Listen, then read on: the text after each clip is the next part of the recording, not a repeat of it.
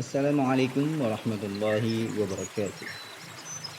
Hamdan katsiran thayyiban mubarakan fi mubarakan alaihi kama yuhibbu rabbuna wa yarda. Marhaban ya Ramadan. Kita telah memasuki bulan yang penuh berkah. Walaupun dalam keadaan berpuasa, pembelajaran kita tetap kita lanjutkan seperti biasa. Nah, pada pertemuan yang ketiga ini kita akan membahas tentang unsur-unsur di dalam drama. Coba perhatikan kembali teks yang kalian baca selama ini. Tampak bahwa teks tersebut memiliki banyak kesamaan dengan jenis-jenis teks lainnya yang berbentuk cerita. Selain tema dan amanat, drama dibentuk oleh unsur-unsur seperti alur, penokohan, latar, dan unsur-unsur lainnya. Unsur yang pertama adalah alur. Alur adalah rangkaian peristiwa dan konflik yang menggerakkan jalan cerita.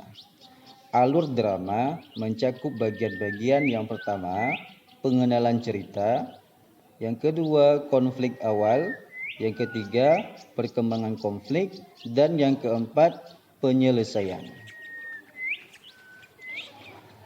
Kemudian unsur drama yang kedua adalah penokohan. Penokohan merupakan cara pengarang di dalam menggambarkan karakter tokoh. Dalam pementasan drama mempunyai posisi yang penting. Tokohlah yang mengaktualisasikan naskah drama di atas pentas.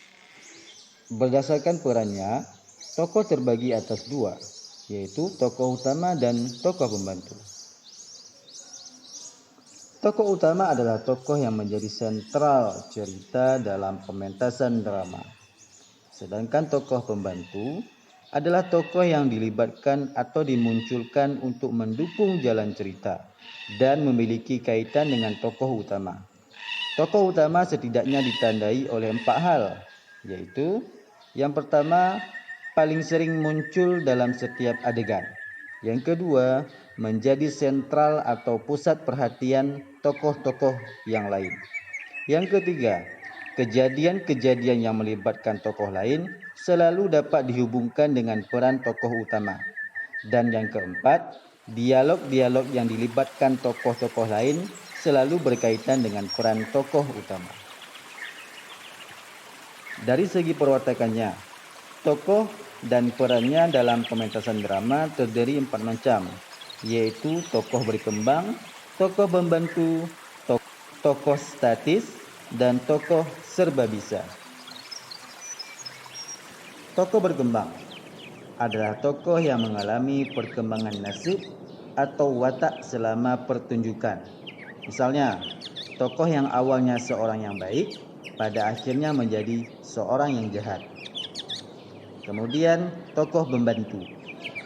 Tokoh pembantu adalah tokoh yang diperbantukan untuk menyertai, melayani, atau mendukung kehadiran tokoh utama. Tokoh pembantu memerankan suatu bagian penting dalam drama, tetapi fungsinya tetap sebagai tokoh pembantu. Yang ketiga, tokoh statis adalah tokoh yang tidak mengalami perubahan karakter dari awal hingga akhir dalam suatu drama. Misalnya, seorang tokoh yang berkarakter jahat dari awal drama akan tetap bersifat jahat di akhir drama. Yang keempat yaitu tokoh serba bisa. Tokoh serba bisa adalah tokoh yang dapat berperan sebagai tokoh lain. Misalnya, tokoh yang berperan sebagai seorang raja, tetapi ia juga berperan sebagai seorang pengemis untuk mengetahui kehidupan rakyatnya. Baik, kemudian unsur drama yang ketiga adalah dialog. Dalam sebuah dialog itu sendiri, ada 3 elemen yang tidak boleh dilupakan. Ketiga elemen tersebut adalah tokoh, wawancang, dan kramagung. Tokoh adalah pelaku yang mempunyai peran yang lebih dibandingkan pelaku-pelaku lainnya. Sifatnya bisa protagonis atau antagonis. Wawancang adalah dialog atau percakapan yang harus diucapkan oleh tokoh cerita. Kramagung adalah petunjuk perilaku, tindakan, atau perbuatan yang harus dilakukan oleh tokoh. Dalam naskah drama, Kramagung dituliskan dalam tanda kurung, biasanya dicetak miring. Kemudian unsur drama yang keempat, yaitu latar. Latar adalah keterangan mengenai ruang dan waktu. Penjelasan latar dalam drama dinyatakan dalam bentuk pementasan. Bagian itu disebut dengan kramagung. Latar juga dapat dinyatakan melalui percakapan para tokohnya.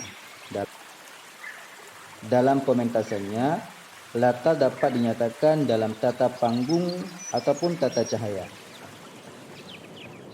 Kemudian yang terakhir, unsur drama yaitu bahasa. Bahasa merupakan media komunikasi antar tokoh. Bahasa juga bisa menggambarkan watak tokoh, latar, ataupun peristiwa yang sedang terjadi. Apabila disajikan dalam bentuk pementasan, drama memiliki unsur lainnya, yakni sarana pementasan, seperti panggung, kostum, pencahayaan, dan tata suara. Baik, demikian pembelajaran kita pada hari ini.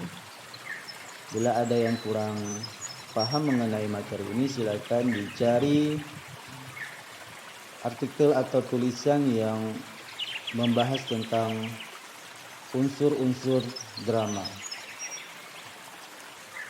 Nah, sekarang ada satu pertanyaan untuk kalian. Apa perbedaan unsur-unsur teks drama dengan unsur-unsur teks cerpen? Baik, silakan dijawab di kolom komentar. Demikian, lebih dan kurang Bapak mohon maaf. Subhanakallahumma wa bihamdika asyhadu an la ilaha illa anta astaghfiruka wa atubu ilaik. Assalamualaikum warahmatullahi wabarakatuh.